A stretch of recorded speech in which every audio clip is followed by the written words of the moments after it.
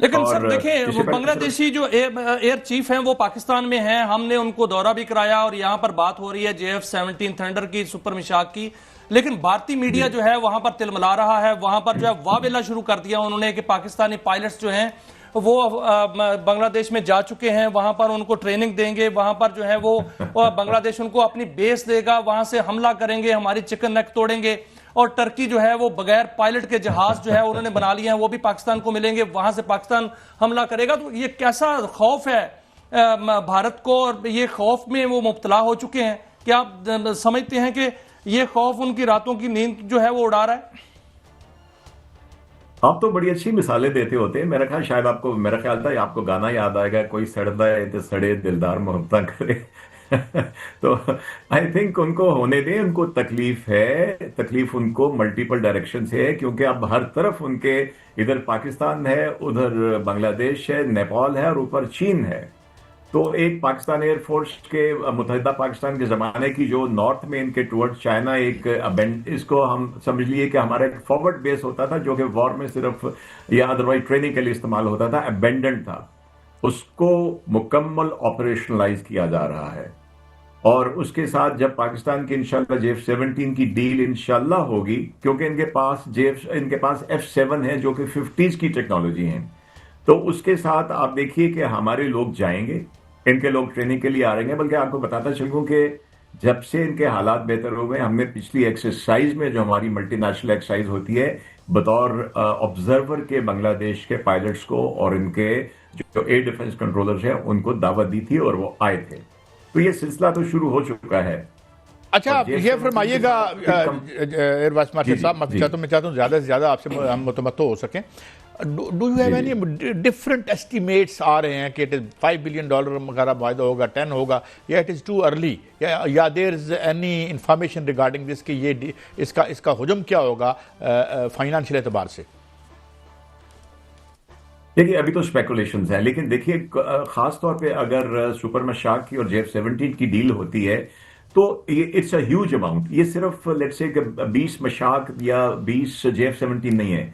मैं छोटी सी मिसाल देता हूं। अभी आपने देखा होगा कि अमेरिका ने हमारा JF-17 अपग्रेड एक का पैकेज अप्रूव किया है, कुछ 687 मिलियन का। आपको याद है ना, अभी रिसेंटली हुआ है। जी जी। इसमें से सिर्फ 34-35 मिलियन का हार्डवेयर है, बाकी सारी उसकी ट्रेनिंग और सप्लाई चेन है। तो ये होगा इंशाल्लाह ताला। तो अभी स्पेकुलेशन है, लेकिन जब होगा, क्योंकि बांग्लादेश की इकोनॉमी अच्छी है, उनके रिजर्व अच्छे हैं, हमसे भी बहुत बेहतर है, तो इंशाल्लाह ये होगा तो बड़ा अच्छा पैकेज होगा जो कि हमारी अपनी इंडस्ट्री के लिए इसलिए फायदेमंद होगा कि आप अकेले सिर्फ इतने बड़े जहाज बना के उड़ा के सस्टेन नहीं कर सकते, आपको मार्केट चाहिए होती।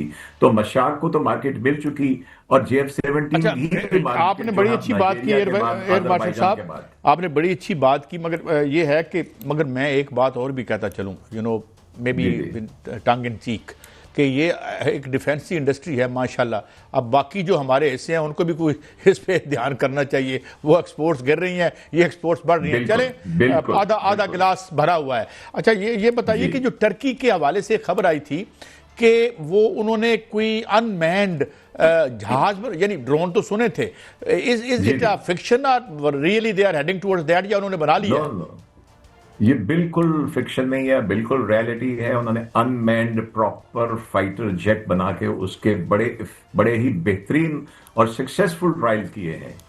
और ये खबर सिर्फ मीडिया में नहीं आई है, बाकायदा डॉक्टर फुरकान मेरे दोस्त हैं, वो TRT में है, वो वहां पे तैयब वर्दवान साहब के वो इंटरप्रेटर भी होते हैं, जब वो आते हैं उनके साथ आते हैं। ये खबर वहां से बाकायदा उन्होंने ऑफिशियल न्यूज चैनल से मुझे भिजवाई थी। लेकिन सर, पाकिस्तान के साथ टर्की का जो है दफाई मुआहिदा भी है, और दोनों जो है वो आपस में एक शेयरिंग भी हो रही है। कान प्रोजेक्ट की भी बात चल रही थी।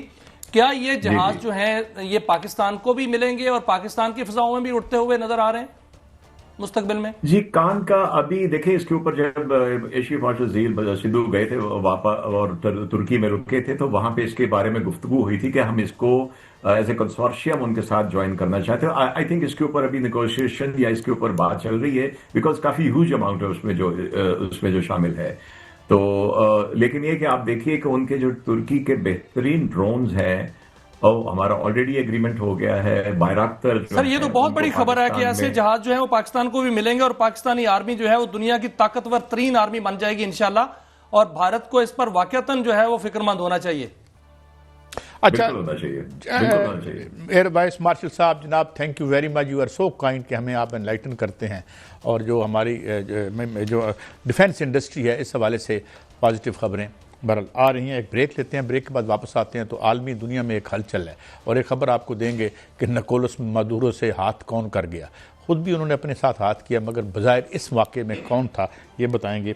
और इसके अलावा भी इंटरनेशनल खबरें आपसे, स्टील मिल की भी हमने बात करनी है कि स्टील मिल का तिया पांचा जो है अब उसको कौन अगवा कर रहा है।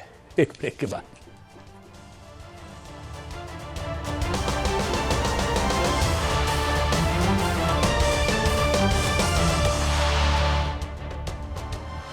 Welcome back. नाज़रीन, हमने 2-3 खबरें इस सेगमेंट में डिस्कस करनी है। पहला तो हम करेंगे ये जो निकोलस मादुरो को उठाया गया है, इसमें हम बहुत सी दिलचस्प खबरें हैं और इसको कैसे उठाया गया और हुआ क्या। मियां साहब, तो पहले हम इस पे आ जाते हैं। मियां साहब, कुछ अर्सा पहले ये जो अब डेल्सी रोड्रिगेज, बड़ा खजा नाम उनका, ये कतर इनको भेजा था निकोलस मादुरो ने कि अमेरिकनों से उनसे मुलाकात हुई और कहा कि देखो दे दिला के तो काम ख़त्म कर लो। उन्होंने इनकी कोई एडवोकेसी तो की या नहीं की, लेकिन वहाँ लगता है कि वो कुछ ठीक, यानी लोग कह रहे हैं ये कि वहाँ पे कोई बात तय हुई। बज़ाहिर ये वो कह रहे थे कि जनाब यहाँ मादुरो के जाने के बाद जिसको उन्होंने नोबेल प्राइज़ दिया, वो जो अपोजिशन लीडर, उसको अब ट्रक के नीचे दे दिया, उसको फारग कर दिया, इस्तेमाल करके फारग हो गया। तो ये सामने आती हैं, और ये सामने आके तो पहले तो बड़ी गलतियाँ, क्यों उठाया है बंदा, वापस करो, इधर करो, इधर करो।